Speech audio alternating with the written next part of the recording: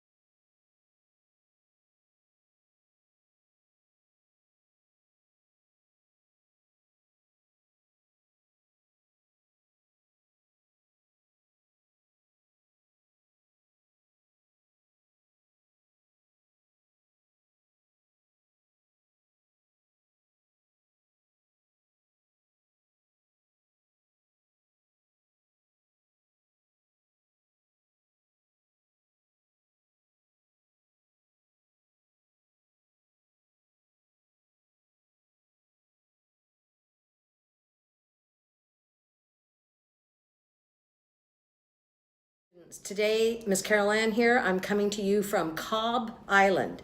My trip today involved going on a tour around this area of Ireland, but our main attraction was Blarney Castle. This is a medieval castle that was built in 1446, and it's approximately 90 feet tall in the tower.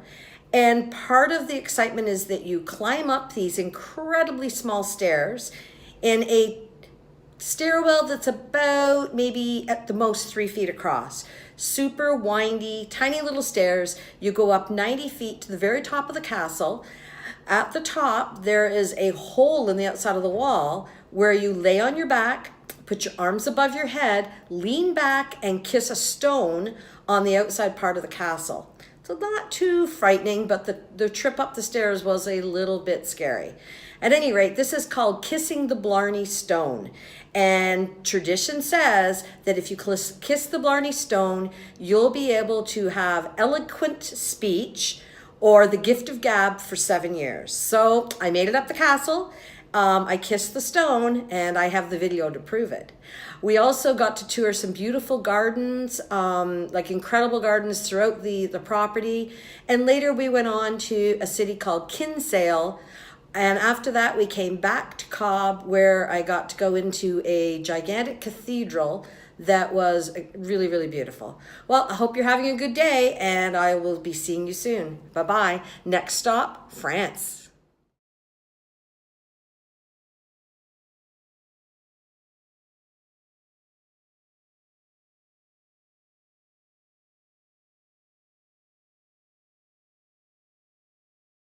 This is Miss Carol Ann here from the top of Blarney Castle on the Blarney Stone. I'm getting down, and I'm going to... You'll have to listen to what I'm saying, okay? Oh, sorry. Yeah, okay. Hold the bottom behind you.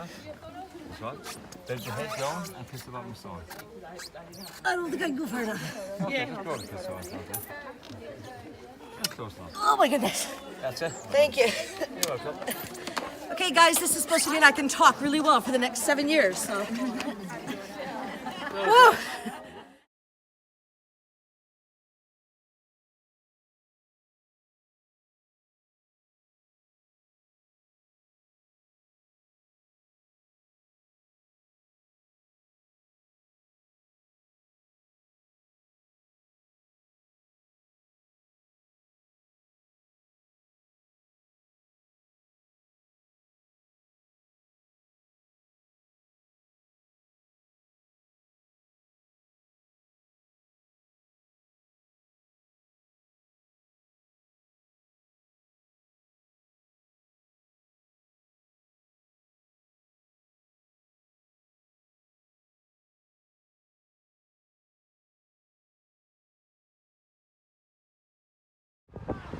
Hi Arbor students, Miss Carol Ann here, coming to you from Paris, France. As you can see from the video, in my background is the Eiffel Tower, one of the famous landmarks of the city of Paris. We've already walked down the Champs-Élysées and we've seen the Arc de Triomphe, and right now we're standing on a bridge over top of the Seine River. I hope you're doing well right now, and we'll see you tomorrow from Bruges, Belgium. Bye-bye.